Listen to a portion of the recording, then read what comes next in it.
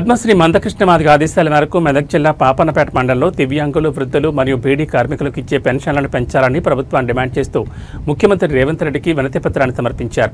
ఈ సందర్భంగా నాయకులు మాట్లాడుతూ ముఖ్యమంత్రి రేవంత్ రెడ్డి ఎన్నికల ముందు ఇచ్చిన హామీని నిలబెట్టుకోవాలని, ప్రజల కోసం ఇచ్చిన మాట తప్పొద్దని డిమాండ్ చేశారు.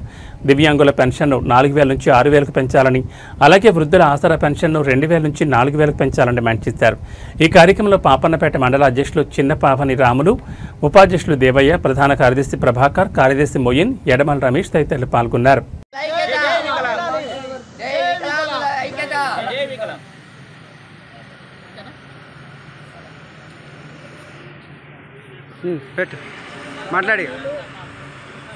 పెద్దలు పద్మశ్రీ అవార్డు గ్రహీత మందకృష్ణ మాదిగ గారి ఆధ్వర్యంలో రాష్ట్ర వ్యాప్తంగా మరి ప్రతి జిల్లాలను పర్యటిస్తూ నా వికలాంగులైనటువంటి పేద ప్రజలు వారికి 6,000 పెన్షన్లు వేస్తామని ముఖ్యమంత్రి రేవంత్ రెడ్డి గారు మరి మాట తప్పింది కాబట్టి వారికి ఖచ్చితంగా పెంచాలనే ఉద్దేశంతో మందకృష్ణ మాదిగ గారు మరి ప్రతి జిల్లాలో ముట్టడి జరిగింది.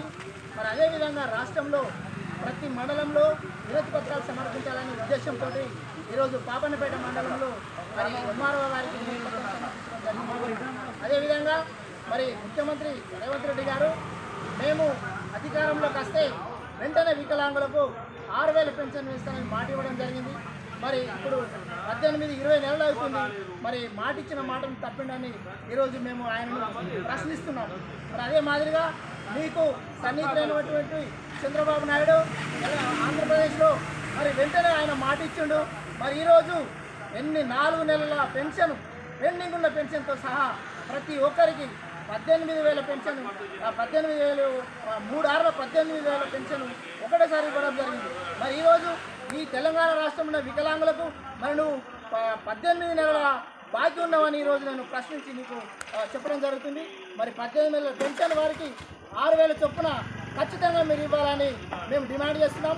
ఎంఆర్పీఎస్ తరఫున, విహెచ్పిఎస్ తరఫున మరి వారికి ఖచ్చితంగా మీరు పెన్షన్ పెంచాలని డిమాండ్ చేస్తూ జై మాదిగ, జై మందకృష్ణ మాదిగ, జై వికలాం, జై వికలాం.